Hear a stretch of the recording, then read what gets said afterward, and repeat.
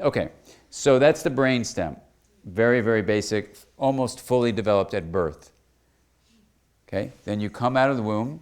Partially developed is the next area of the brain, the limbic area. This is represented by the thumb. Limbic is L-I-M-B-I-C, limbic.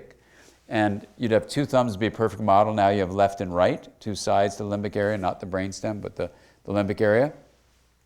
And this limbic area is called the old mammalian brain because it's 200 million years old. Once a child, let's say a 9-year-old, moves to become a 10-year-old, 11-year-old, 12-year-old, and let's just talk about a 14-year-old who's deep into adolescence.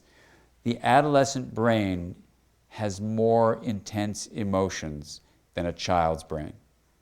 How do we know that? The limbic area brainstem and the signals from the body are more influential on what's going on in the higher reasoning cortex than in children or even in adults.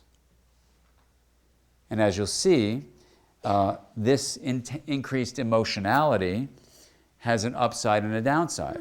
In general, what emotion is something that evokes motion.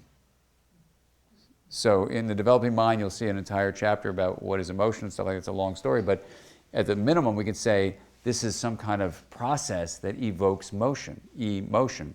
So you can see where nature would want to make this child become more emotional to evoke them to get ready to leave the house, right? You got to have something going on. That's the first nature move that we're going to identify.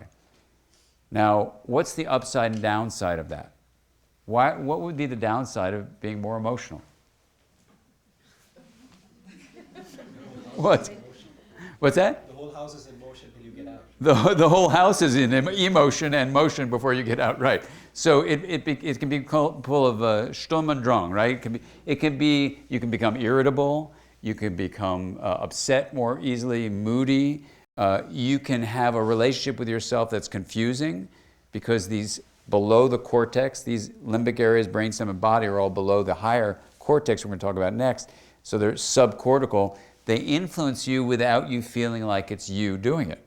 And as one adolescent said to me when he heard I was writing this book, he said, you've got to tell the adolescent, and especially the adult reading that book, that adolescents will feel one way 1 minute, another way another minute, another way another minute, and tell the adults to back off. And just let us feel whatever we feel. And it's all the difference in the world whether an adult jumps on an adolescent for just being emotional and tries to give them a consequence for being emotional, when in fact that's what their brain is designed to do. And so what adults can do, and what adults have read the book have said, is it totally changes their frame of reference. They understand that emotionality is a healthy part of the changing in the brain. It's not about raging hormones. It's actually about change in limbic, brainstem, and body input to the cortex. Totally different thing, because you can learn how to deal with that. You can learn how to deal with that. Okay, so that's the first thing to say about the limbic area. Number one, emotion is more intense. And you can see this in all sorts of ways that for me were very helpful when my kids were younger. One study, for example, takes adolescents compared to kids and adults, puts them in a brain scanner, shows them a picture of an intense emotion on a face. And you see this huge emotional response in an adolescent and a mild response in a kid and a mild response in an adult. And in particular, you show the other thing, you show a neutral face to an adolescent, and their limbic area, they're probably familiar with, the amygdala, gets all paranoid on them and thinks that the person is really having a very negative emotional response. So I came home after I read that at work one day, and I said to my kids, I said, hi, and one of them, I won't say which gender, one of them said, what? And I said, I was just saying hi, you're doing it again, this person said. They've asked me not to talk about them, so I can talk about them in the plural, but since they're different genders, it's not easy to hide which is which. So I have to be very mindful of this. Anyway, that helped me to know that their amygdala was primed to interpret a neutral hello as some kind of hostile attack. Now, I got to tell you, as a parent, that's not easy, or like all the eye rolling and all that stuff. When you reinterpret it as they're getting ready to leave home, and you don't take it so personally, it changes the whole dynamic in the family. It completely changes it. And when you're not jumping on your adolescent for what's innately happening to their nervous system that they can't help. You know, it totally changes the whole mood in the family.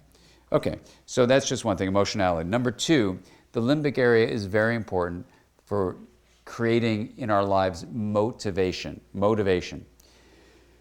limbic area and brainstem work together, and you can read about this in the Archaeology of Mind. They work very closely with each other to motivate our behavior, to get us to do stuff. And there is no question about it. The motivation of an adolescent compared to a child is very different, right?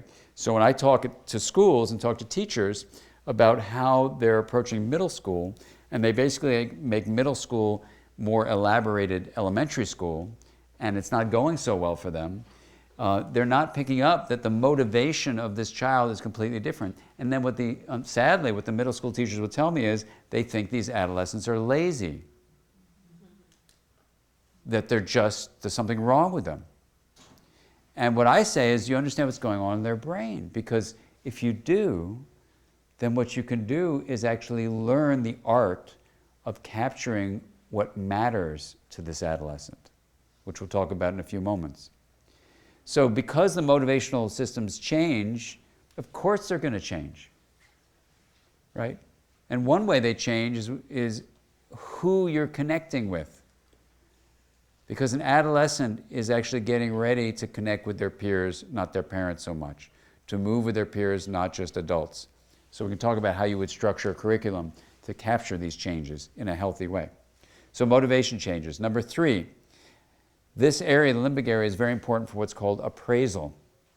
Appraisal is basically how the brain is involved in evaluating whether something is worth paying attention to or not. So it actually covers the focus of attention through the anterior cingulate portion of the limbic area. It actually is very much about, once you say I'm paying attention, deciding is this thing good or bad, evaluating that. And if it's good, how do I get more of it? And if it's bad, how do I get less of it? Now let me ask you, does the evaluative circuitry of the adolescent's brain have a different set of values than a kid's? In a huge way. But we see that as a problem, or we make fun of it, or we roll our eyes about it. But in fact, if you understand that the evaluative circuits have got to change because nature is making not a period of immaturity, but a period that is essential in itself. This is the issue. These changes are not getting you ready to do anything else. They are changes that should be cultivated for what they are.